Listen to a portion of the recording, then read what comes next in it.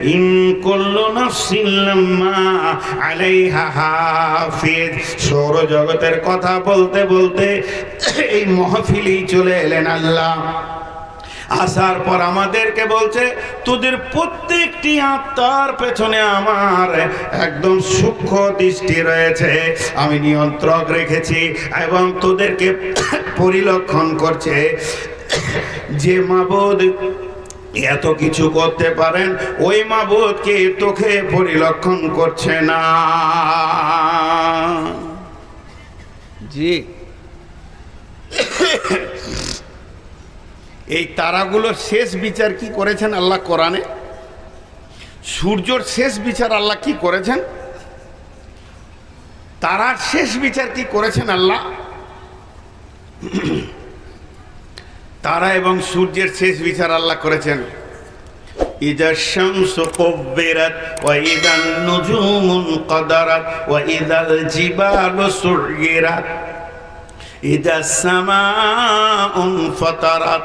আসমান ভাঙবে, সৌরজগৎ ভাঙবে, গ্যালাক্সি থাকবে না, ব্ল্যাক হোল থাকবে না, নক্ষত্র থাকবে না, সব বিক্ষিপ্ত হয়ে যাবে। এর জন্য আল্লাহ সৌরজগৎ থেকে নেমে মানুষের ভিতরে ভিড়ে ঢুকে গিয়ে বলছে, বিশ্ববাসীরে আমি ওই রব একই সঙ্গে এতগুলো তারাকে নিয়ন্ত্রণের ক্ষমতা যখন রাখি, তোদের 800 কোটি, 900 কোটি, 750 কোটি, 500 কোটি যতগুলি মানুষ আছিস, সবগুলোর দিকে আমার সূক্ষ্ম নজর রয়েছে। তোদের ব্যাপারে, তোদের ক্যালকুলেশন করার ব্যাপারে আমি বড় মজবুত। ইন কুল্লু নাফসিন লাম্মা আলাইহা হাফিজ। আমি প্রত্যেকটি আত্মাকে একদম সুন্দর করে পরিলক্ষণ করি। তোদেরকে একটা রোডে ছেড়ে দিয়েছি, তোদের রোডের শেষের নাম হচ্ছে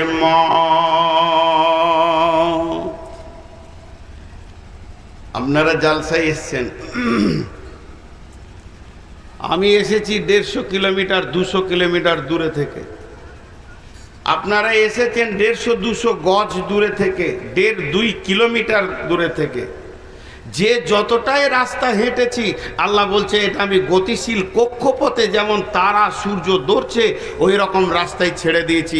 তোরা দৌড়তে দৌড়তে একদিন কবরে গিয়ে পৌঁছাবি। তার মানে আমার 100টা পা যদি এই মসজিদ থেকে এই মঞ্চে আসতে 100টা পা লেগেছে কি 200টা পা লেগেছে, যতটাই পা আমি ফেলেছি, আমার ধারণা আমার মঞ্চ কাছিয়ে আসছে, আমি স্টেজের দিকে কাছিয়ে যাচ্ছি, স্টেজ কাছিয়ে আসছে। আর আমার রব বলছে স্টেজ নয়, তোর কবর কাছালো 200 পা। আমার পরিচয় জান। শুধু সৌরজগৎ নিয়ে সময় কাটাতে গেলে অনেক কথা আসবে। এক বিজ্ঞানী ওই মোটামুটি 65-70টা নক্ষত্র তৈরি করেছিলেন একটা হলের ভিতরে। একটা নাম দিয়েছে বুধ, প্লুটো, নেপচুন গ্রহ, শুক্র গ্রহ, এই নানা রকম নাম দিয়েছেন এবং সেগুলো রিমোট দিয়ে উনি কন্ট্রোল করছিলেন। নাস্তিক, আল্লাহ নাই, পাক্কা নাস্তিক। এরকম করে কম্পিউটার রিমোট দিয়ে সব একে সাঁ করে ঘোরাচ্ছে, ওকে সাঁ করে ঘোরাচ্ছে।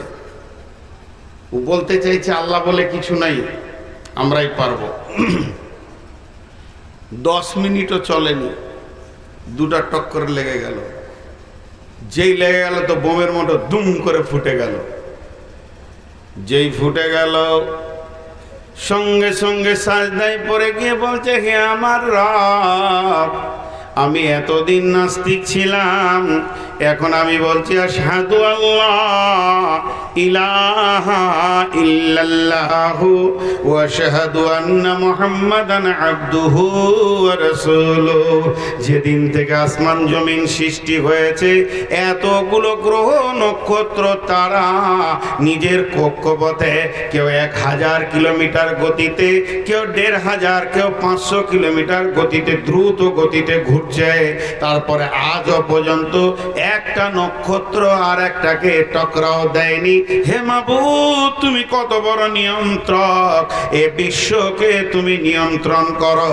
আল্লাহ তাবারাকাল্লাযী বিয়াদিহিল মুলকু ওয়া হুয়া আলা কুল্লি শাইইন কাদির।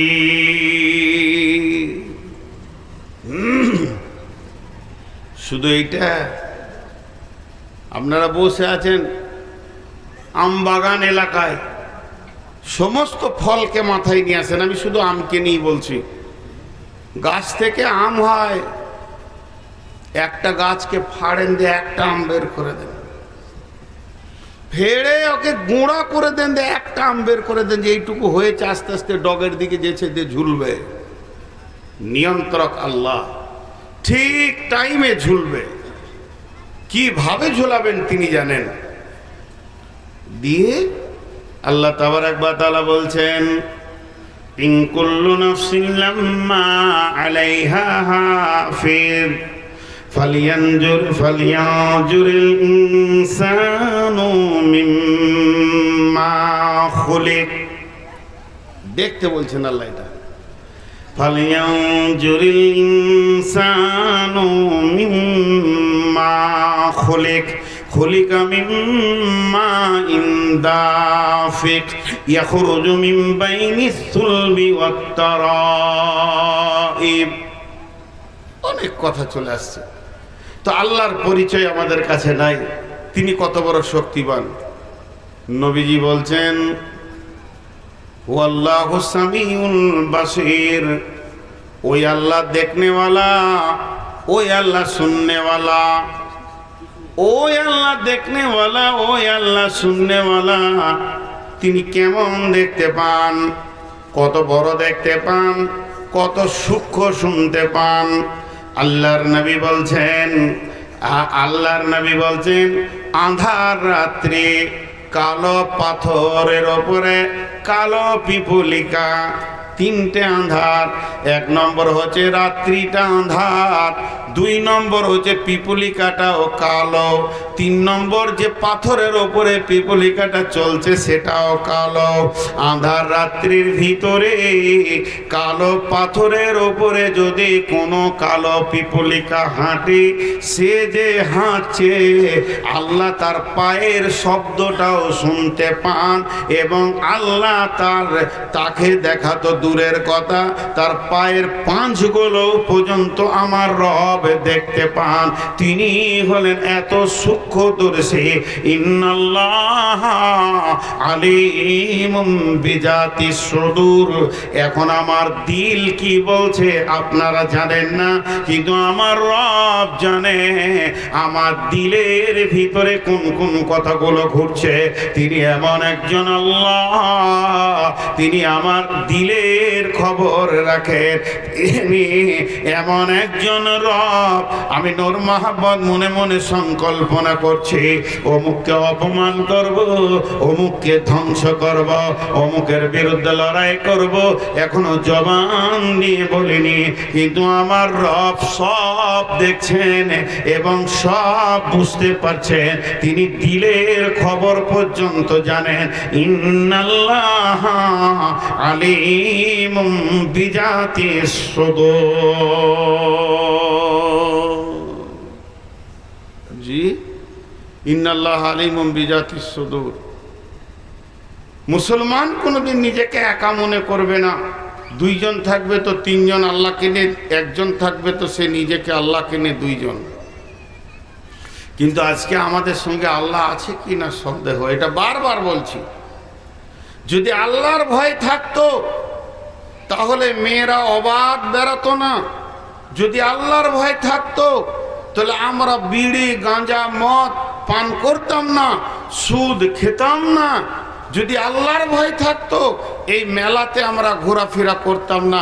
আপনাদেরকে বসিয়ে যে রেখেছে সেটা আল্লাহর ভয়, আর যাকে আমাকে ঘুরিয়ে নিয়ে বেড়াচ্ছে তার কাছ থেকে সেটা মাইনাস।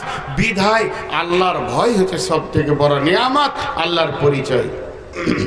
চলেন আল্লাহর দ্বিতীয় নম্বর পরিচয়, আল্লাহু লা ইলাহা ইল্লাহু আল হাইয়ুল কাইয়ুম লা তাখুযুহু সিনাতুন ওয়ালা নাওম লাহু মা ফিস সামাওয়াতি ওয়া মা ফিল আরদি মান যাল্লাযী ইয়াশফা'ু ইনদাহু ইল্লা বিইذনি ইয়ালামু মা বাইনা আইদিহিম ওয়া মা খালফাহুম ওয়া লা ইউহিতুনা বিশাইইন মিন ইলমিহি ইল্লা বিমা শাআ ওয়াসি'a কুরসিয়ুহুস সামাওয়াতি ওয়াল আরদা ওয়া লা ইয়াউদুহু হিফযুহুমা ওয়া হুয়াল আলিয়্যুল আযীম।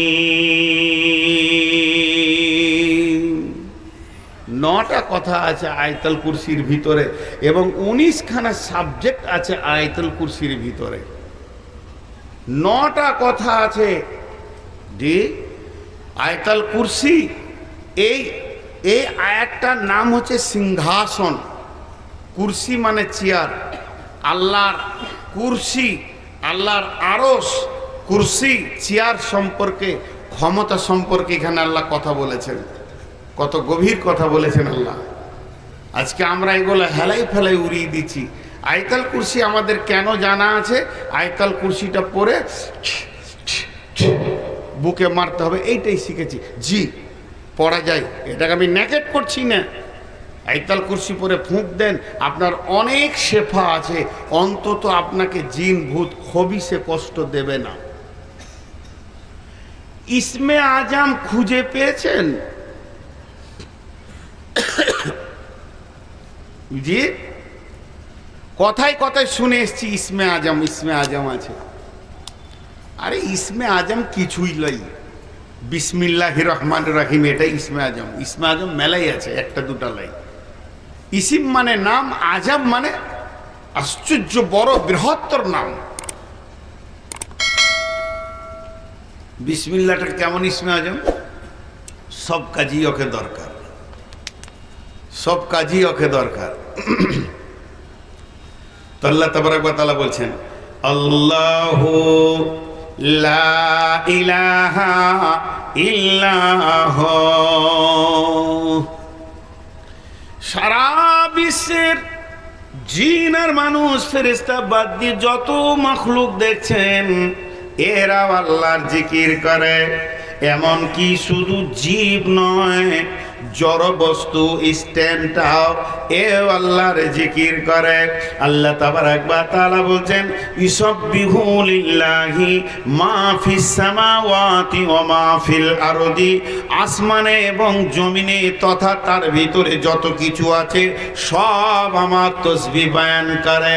একদিন এই জড় বস্তুগুলো কিয়ামতের মাঠে আপনার পরিচয় দেবে, কে আল্লাহকে ডেকেছে, কে ডাকে নাই। বিধায় আসমান জমিনে তার ভিতরে যতজন আল্লাহকে ডাকে, তাহলে অন্য প্রাণীরা কিভাবে ডাকে? আল্লাহ আল্লাহ আল্লাহু লা ইলাহা ইল্লাহু। আয় আল্লাহ, ওই আল্লাহ, ওই আল্লাহ, নাই কোনো মাবুদ, একমাত্র ওই আল্লাহ। তাদের কাছে আল্লাহর পরিচয় পৌঁছে গেছে।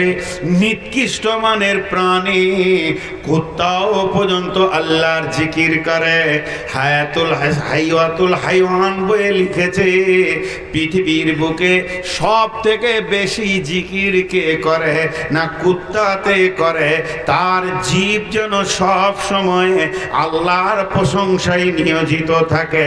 বন্ধুরা আমার, গাছের পাতা থেকে নিয়ে মশা মাছি থেকে নিয়ে নিকৃষ্ট থেকে উৎকৃষ্ট পর্যন্ত যত প্রাণী আছে এক আল্লাহর পূজা করে এবং এক আল্লাহর জিকির করে।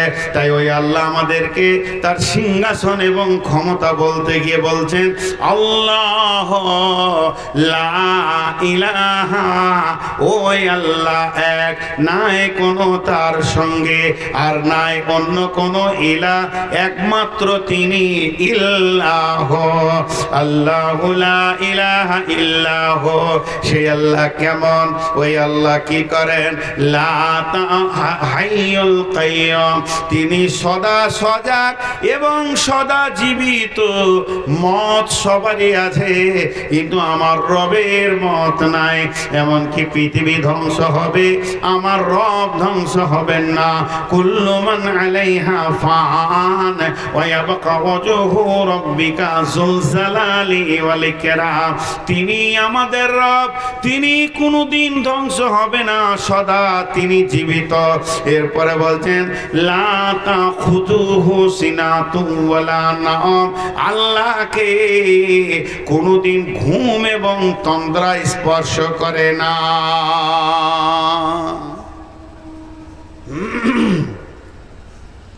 এখন একটা ইসরায়েলি কথা বলবো, বানি ইসরায়েলদের কথা। এখনকার বড় বড় আলেমেরা এগুলো জাল জয়ীফ বলছেন, তো শুধু একটু জ্ঞানের উৎস দেওয়ার জন্য বলছি। হযরতে মুসা আলাইহিস সালাম আল্লাহকে জিজ্ঞাসা করছেন, আল্লাহ আপনি ঘুমান না? তা আল্লাহরও তো রেস্টের দরকার আছে, ঘুমান না? তা আল্লাহ বলছে না, আমার ঘুম তো দূরের কথা, তন্দ্রা ঢুল যেটা আমরা বলি উঁগ, এটা আমাকে স্পর্শ করে না। তা নবী মুসা বলছে আল্লাহ আপনি ঘুমান না? তোকে বলছে তুর পাহাড়ে বস, বসিয়ে দিয়েছে একটা পাথরে, আর দুই হাতে দুটা কাঁচের পেয়ালা দিয়েছে। আল্লাহ বলছে ধরে থাক। আল্লাহকে তো ঘুম লাগাতে বেশি সময় লাগবে না।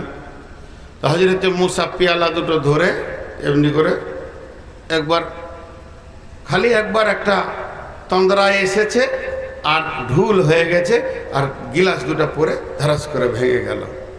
তখন বলছে আল্লাহ ভেঙে গেল? বলে কেন? বলে ঢুল ছিলাম।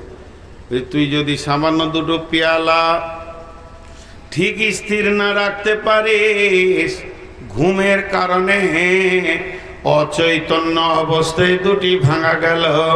এ সারা বিশ্ব ভূমণ্ডল আমি রব কন্ট্রোল করছি। আমি যদি ঘুমিয়ে যাই, রাত্রি 12টায় হসপিটাল থেকে আমাকে ডাকবে আল্লাহ, তখন আমি কেমন করে গোলামের কাছে জবাব দিব? অতএব আমি সদা সজাগ এবং প্রত্যেকটি নাফসের ব্যাপারে আমার তদারকি আছে। ইন কুল্লু নাফসিন লাম্মা আলাইহা হাফিজ। তোর হয়তো জানা নাই, সুন্দরবনের ভিতরে কোনো বাঘ অসুস্থ হয়ে পড়ে আছে, পৃথিবীর কেউ জানে না। আমি রব তার মুখের কাছে খাবারটা পৌঁছে দিই, কারণ এই খবরটা আমাকে রাখতে হয়। সে কোথায় আছে? মহাসমুদ্রের নিচে। মাছটা হয়তো বড় কঠিন রোগে পড়ে গেছে, সেও রবকে ডাকছে আল্লাহ এখন আমার কেউ নাই, একবার তুমি আমাকে সাহায্য করো। ওই জায়গাতেও আমি আমার হাত পৌঁছে যাই। আমি এত বড় কুদরতওয়ালা যে সমস্ত সজাগ, অতএব আমাকে ঘুম তো দূরের কথা, তন্দ্রা স্পর্শ করবে না।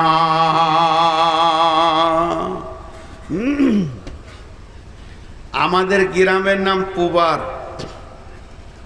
পয়রসু বয়াকার র, ইংরেজিতে আমরা লিখি PUBAR।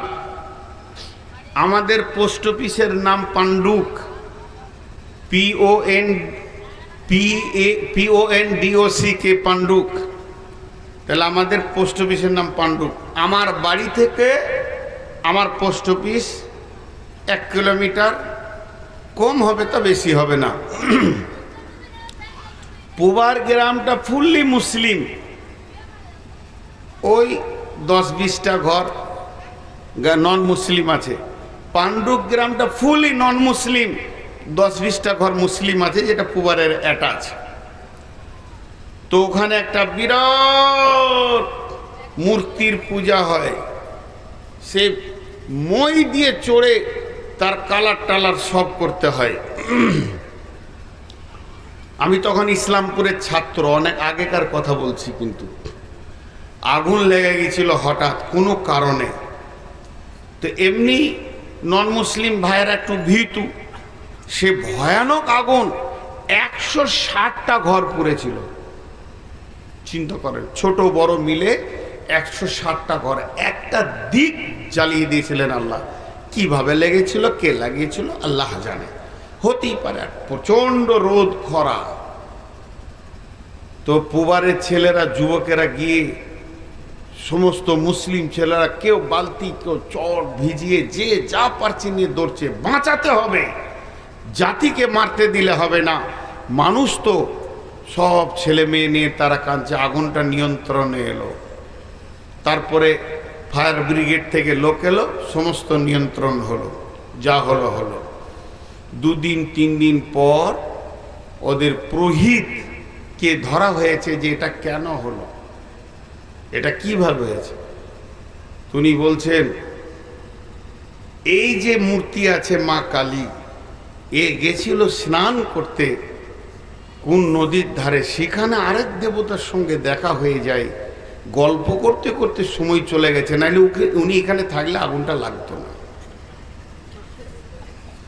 বাস ফতোয়া দিয়েছে, এটাই আপনাদেরকে শুনিয়ে দিলাম। আর আমার রব তিনি সবই করেন, কিছুই করতে হয় না। বুঝতে পারলেন কি না? তিনি সবই করেন, কিছুই করতে হয় না। তিনি সবই করেন, কিছুই করতে হয় না। আমাকে যদি এখন পানি খেতে হয়, এইটাকে ধরতে হবে, বোতলের মুখটা খুলতে হবে, গড় গড় করে ঢালতে হবে, তারপরে গিলতে হবে। এতগুলো আমার কাজ। প্রথমে ধরতে হবে, 2 নম্বরে খুলতে হবে, 3 নম্বরে ঢালতে হবে, 4 নম্বরে গিলতে হবে। এটা আমাকে 4 ধরনের কাজ না করলে পানিটা পেটে যাবে না। এরপরে আনা লেওয়াটা দূরের কথা। কিন্তু আমার রব যদি নিয়ত করে এইখানের মানুষগুলিকে এখনই বাঁদর বানাবে, আল্লাহকে ধরতে হবে, বাঁদরের মতো করতে হবে, এটা নয়। আমার রব নিয়ত করবে, কুন ফায়াকুন বলবে, হয়ে যাবে। তার মানে তিনি সবই করেন, কিন্তু কিছু করতে হয় না আমাদের মতো। তিনার হুকুমটাই যথেষ্ট। তাহলে আমার রব কেমন? তিনি কোনো সময় তার গোলামের ব্যাপারে অচৈতন্য হয়ে যায় না। তিনি সারা বিশ্বকে একই নজরে দেখছে। এতগুলো গ্যালাক্সির ভিতরে যখন নিয়ন্ত্রণ করে তিনি চালাচ্ছেন, সমস্ত মানুষের ব্যাপারে তার নজর আছে। এটা আল্লাহ বলছেন, আমি ঘুমাই না, আমাকে তন্দ্রা স্পর্শ করে না। লা তাখুযুহু সিনাতুন ওয়ালা নাওম, লাহু মা ফিস সামাওয়াতি ওয়া মা ফিল আরদি। তার জন্য আসমানে এবং জমিনে যা কিছু আছে সবই তো তার, আর সবগুলোই তার জন্য। লাহু মা ফিস সামাওয়াতি ওয়া মা ফিল আরদি মান দাল্লাযী ইয়াশফাউ ইনদাহু ইল্লা বিইذনি। কে এমন আছে তার বিনা পারমিশনে সেই কঠিন কিয়ামতের দিনে, একচ্ছত্র মালিকানার দিনে সুপারিশ করবে? এমনকি বিশ্ব নবীর ক্ষমতা নাই কিয়ামতের মাঠে আমার রবের হুকুমের বাইরে সুপারিশ করা। হাদিসের মধ্যে আছে বিশ্ব নবী এসে আল্লাহর কাছে সাজদায় পড়ে যাবে, আর সাজদায় পড়ে কাঁদবে, আর আমার রব এই মাথার চুলের ভিতরে আঙ্গুল ভরে তুলবে, দিয়ে বলবে, হে আমার হাবিব নবী মুহাম্মদ, তুমি কাঁদছো কেন বলো? তখন বলবে, রব্বি উম্মতি উম্মতি উম্মতি। আমার রব পারমিশন দেবেন, তারপরে এর তিনি শাফাত করবেন। মান দাল্লাযী ইয়াশফাউ ইনদাহু ইল্লা বিইذনি ইয়ালামু মা বাইনা আইদিহিম। যা প্রকাশ তিনি সব জানেন, যা গোপন তিনি সব জানেন। আমি আপনাদেরকে যেগুলো বলছি জানতে পারছেন, আমার দিলে যা গোপন থাকছে তা আপনারা জানতে পারছেন না। তার মানে যা প্রকাশ তিনি জানেন, যা গোপন তিনি জানেন। তিনার ইলমের বহর। মান দাল্লাযী ইয়াশফাউ ইনদাহু ইল্লা বিইذনি ইয়ালামু মা বাইনা আইদিহিম ওয়া মা খালফাহুম ওয়া লা ইউহিতুনা বিশাইইম মিন ইলমি কার এমন ক্ষমতা আছে আল্লাহ রবের ইলমের ব্যাপারে সে গবেষণা করে দেবে? পৃথিবীর কেউ রবের ইলমের গবেষণা করতে পারবে না। মিন ইলমিহি ইল্লা বিমা শাআ ওয়াসিয়া কুরসিয়ুহুস সামাওয়াতি ওয়াল আরদা। আমার আল্লাহর সিংহাসনটা কত বড়, তার সিংহাসনের ভিতরেই ঢুকে আছে আসমান এবং জমিন।